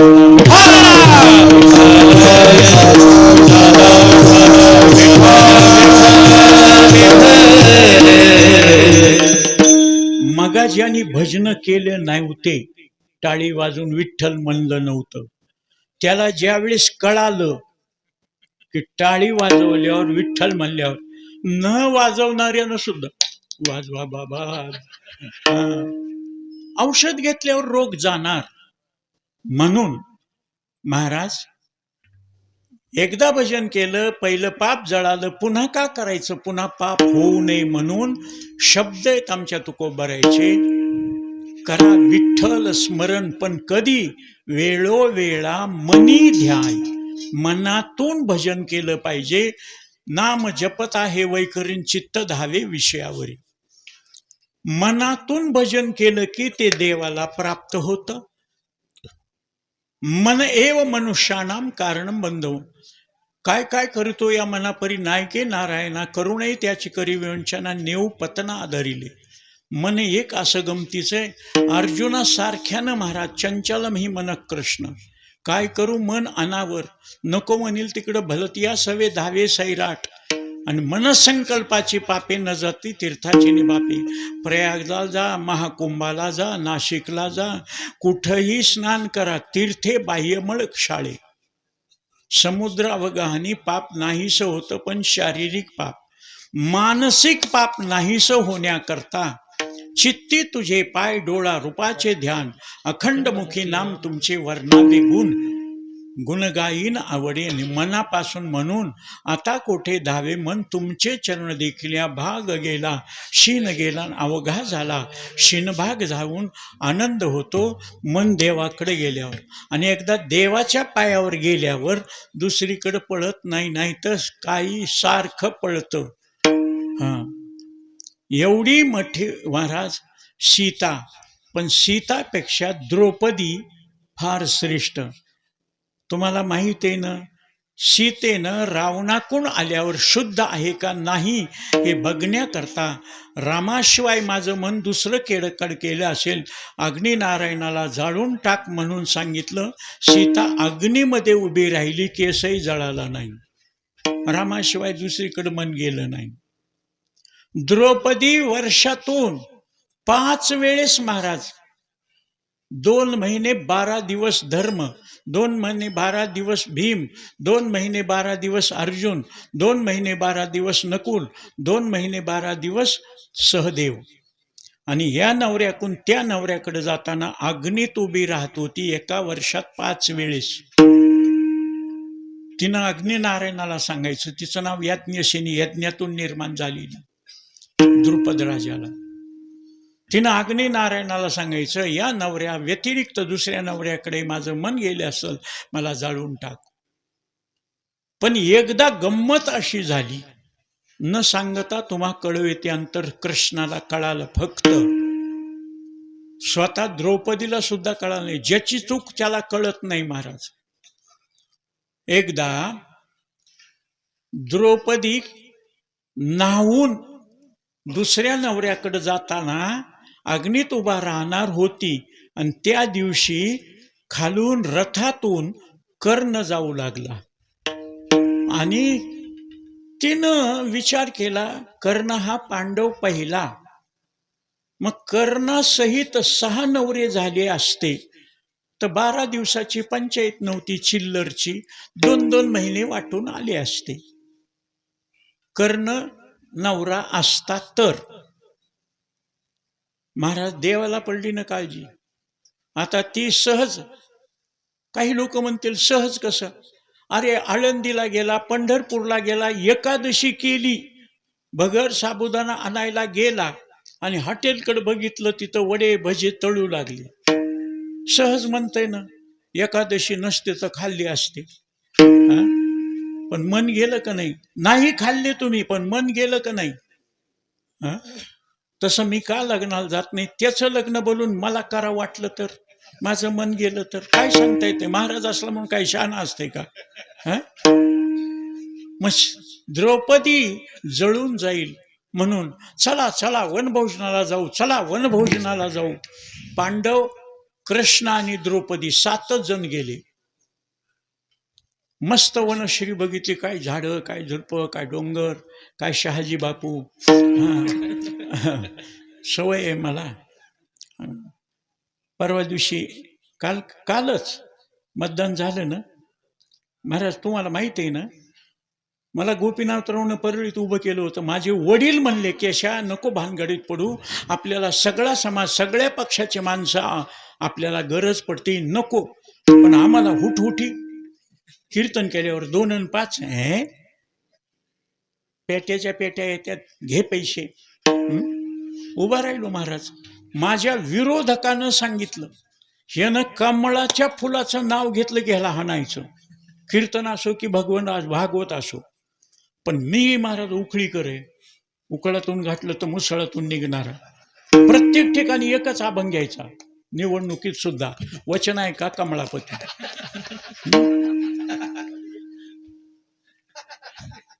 मी मिरवणुकीला गेलो ना, असं केलं. सगळे माझे पाहुणे, सगळे नातेवाईक, सगळे सोयरे धायरे, 6 जण उभे राहिले. इलियास नावाचं मुसलमानाचं निवडून आलं. महाराज मी असं करीत गेलो. माझ्या घरात 14 मतं, 3 चुलते, 3 चुलत्या, त्यांना 2-2 लेकरं, त्यांच्या बायका. असं करीत गेलो की महाराज सगळे लोक, दादा आम्ही तुमचेच, काळजी करू नका, काळजी करू नका. महाराज निवडणूक झालं. मी घमेंडीमध्ये, मी नक्की निवडून येतो. मला 6 मतं पडली. एवढा अपमान झाला महाराज, डोळ्याला पाणी आलं. गोपीनाथराव म्हणले, ती शूटिंग करायची बघा, ते व्हिडिओची शूटिंग केलेली. मी असं करीत चाललो, माझ्या माग माझी भावकी. आणि त्यावेळेस पासून मला खरं वाटलं, चिवडून यांना अशी तुझ्या घरच्यांनी केली. ज्ञानोबारायला हिंदूनं सतवलं का मुसलमानानं? तुकोबारायला भजन बंद केलं, घोराड्या भामचंद्रा भंडाऱ्या डोंगरावर जाऊन भजन करावं लागलं. देऊच्या लोकांना सतवलं का कोण?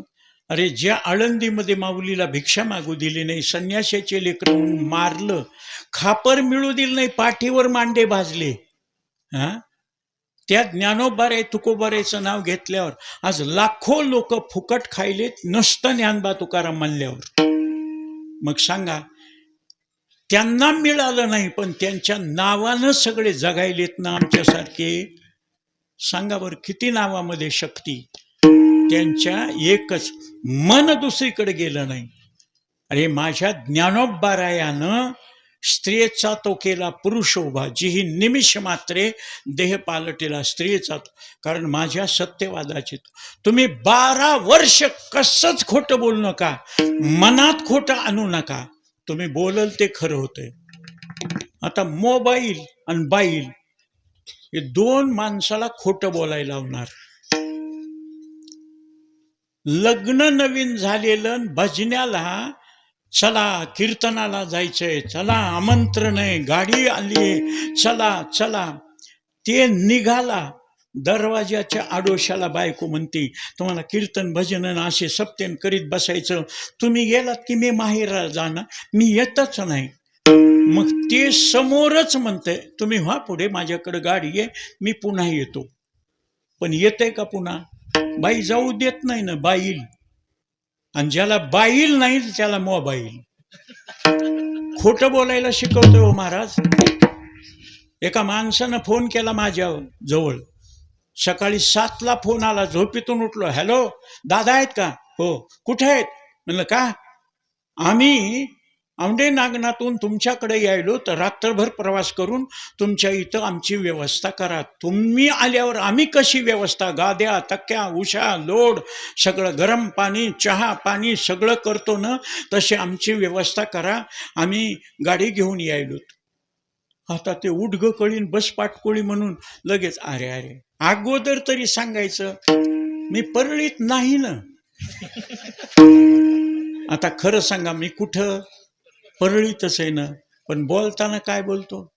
कार्यक्रम होता म्हणून मी नांदेडला आलोय.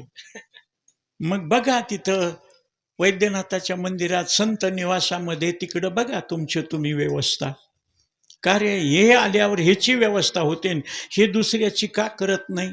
त्रास नको वाटतं ना, दुसऱ्याला त्रास द्यायला बरं वाटतंय, आपल्याला त्रास घ्यायला होत नाही. थोड्या वेळानं महाराज खरंच मी गावाला गेलो आणि तिथं 25 किलोमीटर गंगाखेडच्या पुढे निघाल्यावर फोन आला, दादा आहेत का घरी? म्हणलं का? तुमची ती भागवताची दक्षिणा आणि ते शिदा राहिलाय, घेऊन यायलो. म्हणलं या या, तुम्ही या, मी घरीच आहे. वापस 25 किलोमीटर. का? तुका म्हणे लाभ होय तो व्यापार, फायदा व्हायलाय ना, शिदा सामग्रीन पैसे यायलेत. ते त्रास देऊ लागला म्हणून मी नाही, आणि ते द्यायलंय म्हणून मी आहे. मग आहे का नाही? मग का खोटं बोलला? स्वार्था करता मन खोटं बोलतंय. म्हणून त्या मनाला जपण्याकरता, त्याचं खरं काढण्याकरता गेले जंगलामध्ये आणि 11-12 वाजले आणि सगळ्यांनी सांगितलं, काढा बरं शिदुरी, आता भूक लागली. द्रौपदी मी आली नाही, तुम्ही म्हणला चला कृष्णा, तू म्हणला चल चल, निघाली. भीमा मी आणली नाही. धर्म, भीम, अर्जुन, नकुल, सहदेव, कृष्ण. आता काय करावं? आता गावाकडे जाऊन स्वयंपाक करून जेवायला वेळ, इथंच बघा फळ फळावळ काय आहे का. देवही हुशार, भीमाला पाठवलं. धर्म, अर्जुन, नकुल, सहदेव, द्रौपदी स्वतः नाही, भीमाला पाठवलं. का? भीमाला ताकद जास्त पण अक्कल कमी, आणि हीच खून आहे पहिलवानाची. ताकद जास्त असलं की डोकं कमी. एकच मिळाला महाराज, ताकदही जास्त आणि बुद्धीही जास्त. त्याला हनुमंतराय म्हणतात, बुद्धिमतां वरिष्ठम. एका माणसाला मारलं, मारू लागल्यावर त्यानं कोर्टात गेला, काहीच नाही, उगच आलं, फड फड मारायला लागलं. सरदारजीला विचारलं, मारलं का ह्याला? म्हणला हो. कशामुळं मारलं? ते म्हणला 1.5 वर्षापूर्वी मला हे डुक्कर म्हणला होता. मग त्यावेळेस का मारलं नाही? म्हणला त्यावेळेस मी डुक्करच बघितलं नव्हतं.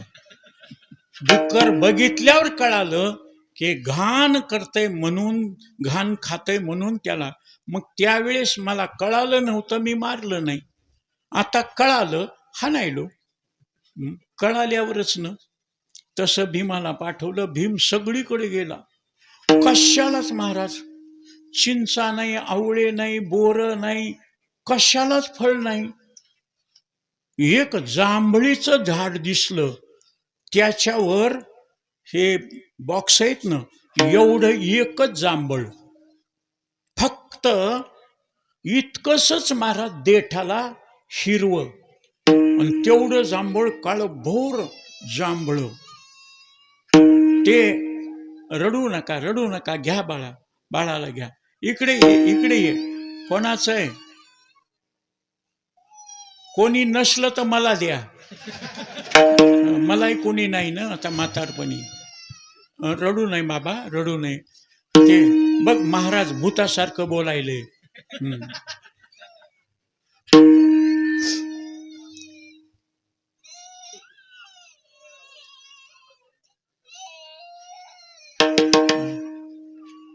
असू द्या, लेकरू आहे.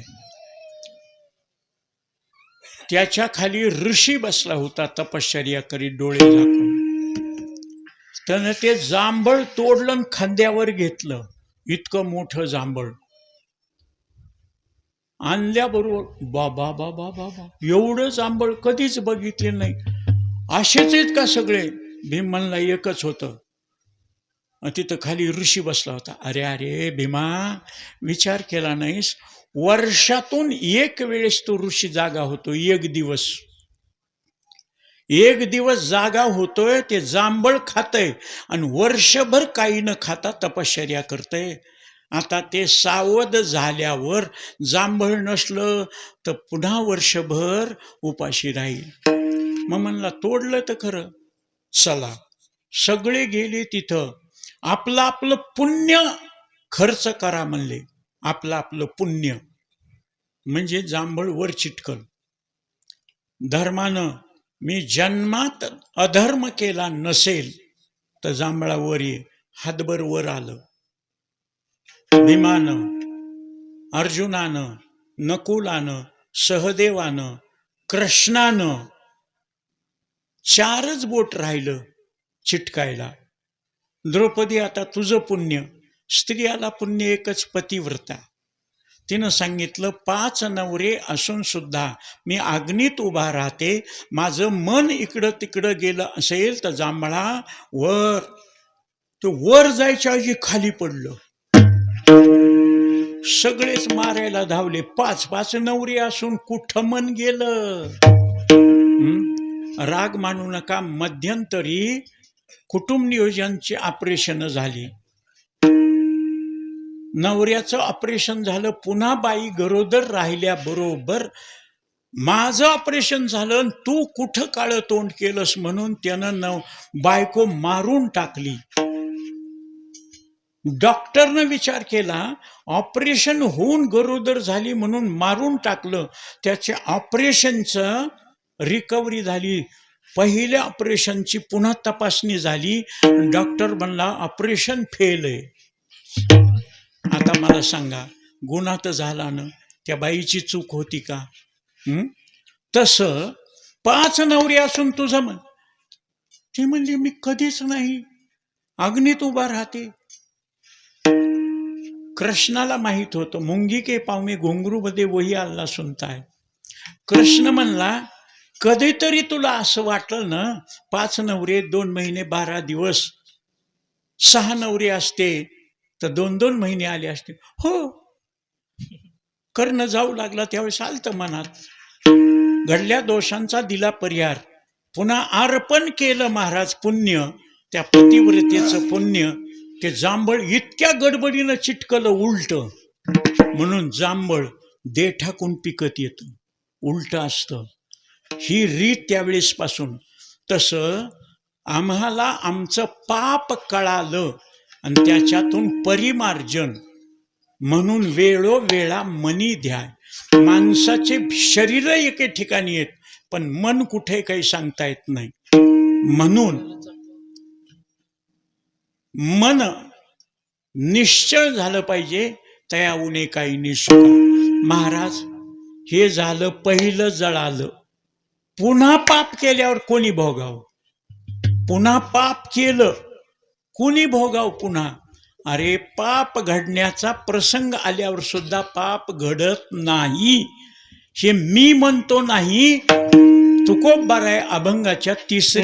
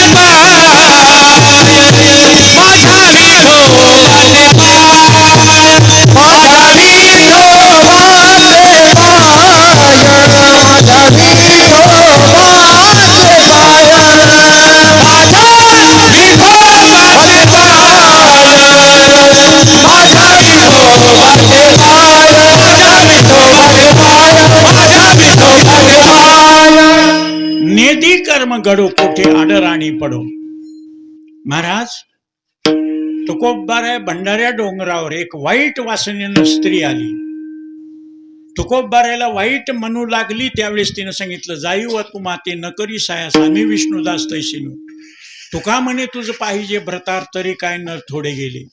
चालत आल्यावर सुद्धा नाही. प्रभू रामचंद्राच्या कितीतरी प्रसंग आले, पण मन दुसरीकडे गेलं नाही.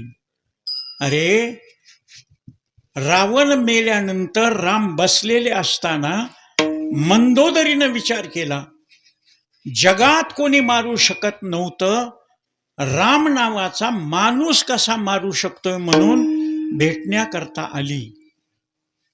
सावली स्त्रीची पाठीवर पडल्याबरोबर राम उभा राहिले आणि हात जोडले. माय, ती म्हणली बरोबर आहे, स्त्रीची सावली अंगावर पडू देत नाही. माय म्हणतोय निश्चितच हा रावणाला मारू शकतो. 80,000 बायका असून त्याला सीता आणखी असं वाटली. पुण्याला भरतीन, खंडोबाला आरती, त्याला काही कमी होत्या का?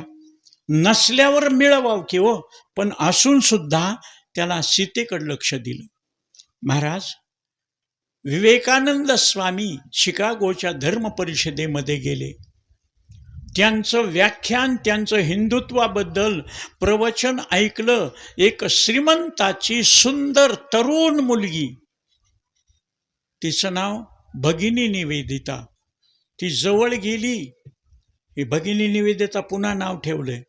जवळ गेली, स्वामी मी इतकी श्रीमंत आहे, इतकी सुंदर आहे, इतकी तरुण आहे, मोठमोठे चार्लस, मोठमोठे किंग, मोठमोठे युवराज माझ्या मागं लागलेत, इतका पैसा आहे माझ्याकडं, $बिलियन्स, दोन्ही हातानं 7 जन्म उडवला तरी संपणार नाही, इतकं धन आहे, मला तुमच्याबरोबर लग्न करायचंय. स्वामी म्हणले, लग्न आमचा विचार नाही, हिंदू धर्माचा प्रचार करायचा.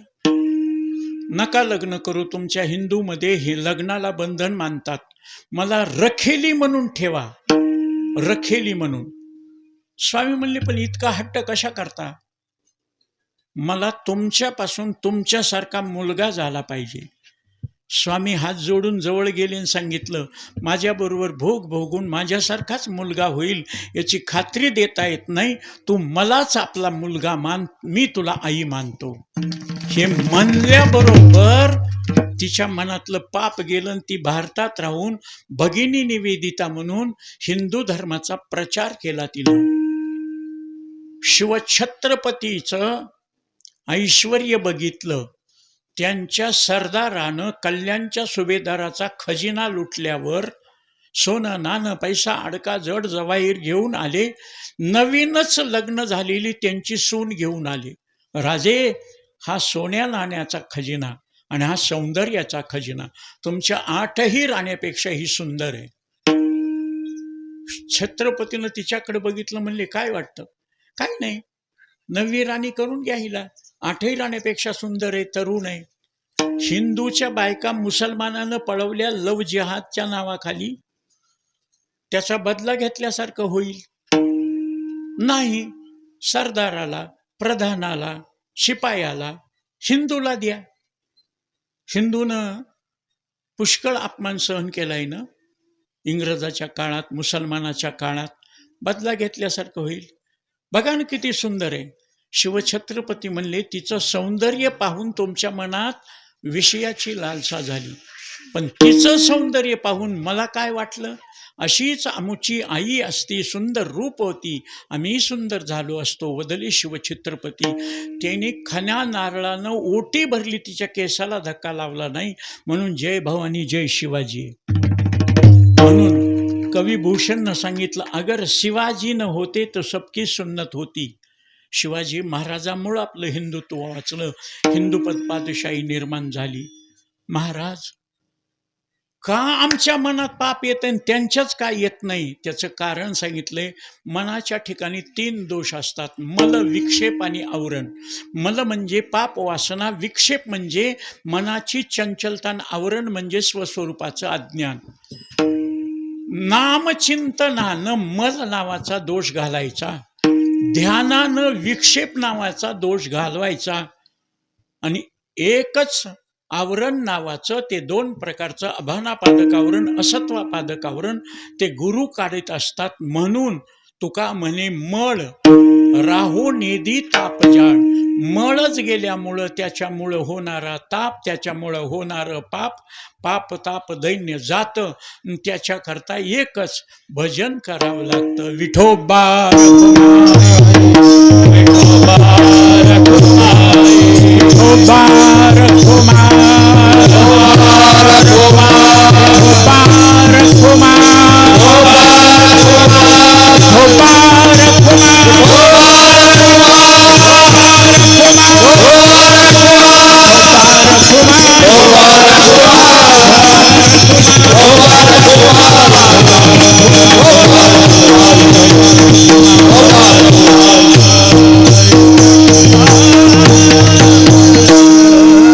नैवेद्य दाखवण्यात आलेला आहे.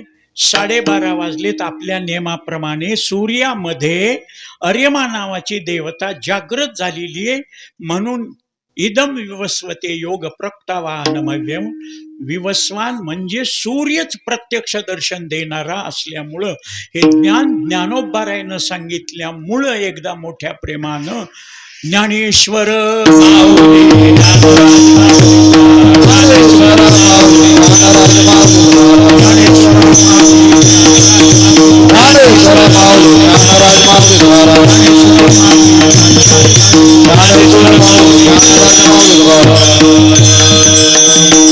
हात वर करा.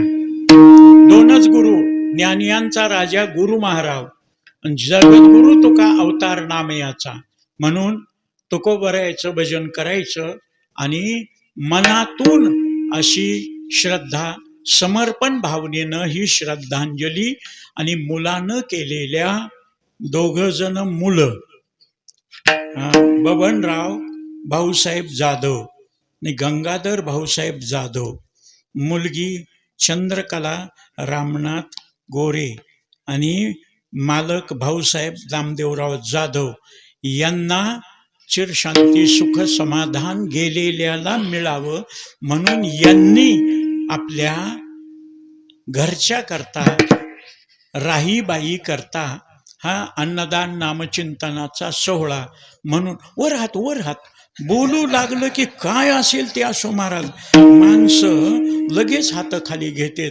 80 वर्षाचा म्हातारा कीर्तन करायला आहे आणि माझंही नशीब बघानं कोणीकडे गेले की चोपदारही म्हातारीच. म्हणून जोरात सगळ्यांनी टाळ्या वाजवायच्या आणि तुकोबारायचं नाव घ्यायचं जोरात. कोण ऐकत नाही. सगळ्याला लांबचे बसलेत ना, त्यांना कळावं कीर्तन संपलंय, चला प्रसादाला. तुकाराम तुकाराम तुकाराम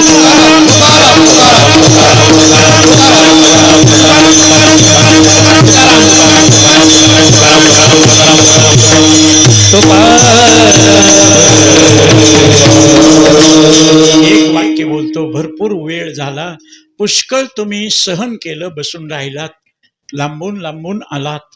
एक वाक्य बोलतो, सेवेला पूर्ण विराम देतो. बोलण्याच्या ओघामध्ये एखादा शब्द नको असलेला गेला तर क्षमा करा अपराध.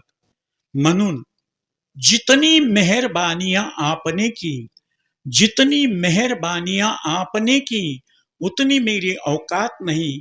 ये तो कृपा है जोग महाराज की, वरना मुझ में तो ऐसी कोई बात नहीं.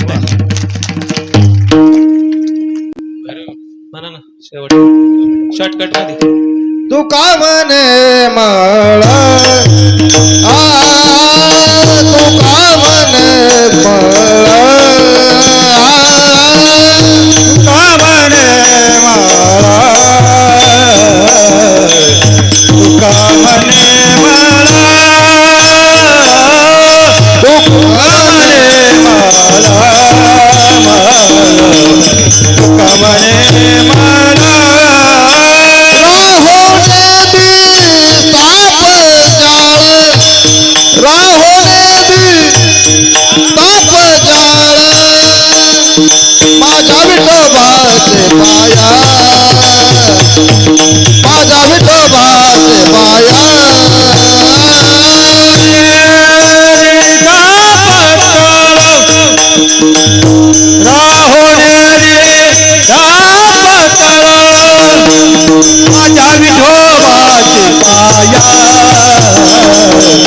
माझ्या विठोबाचे पाय,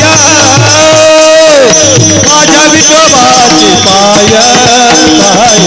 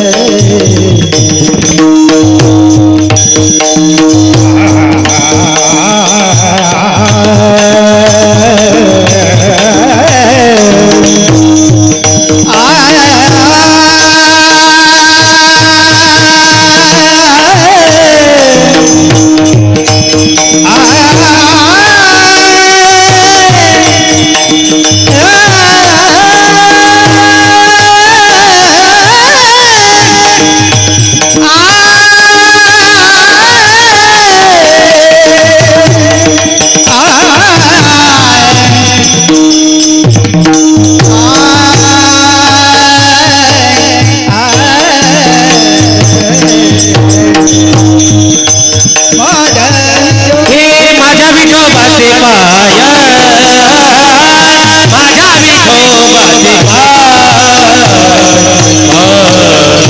विठ्ठल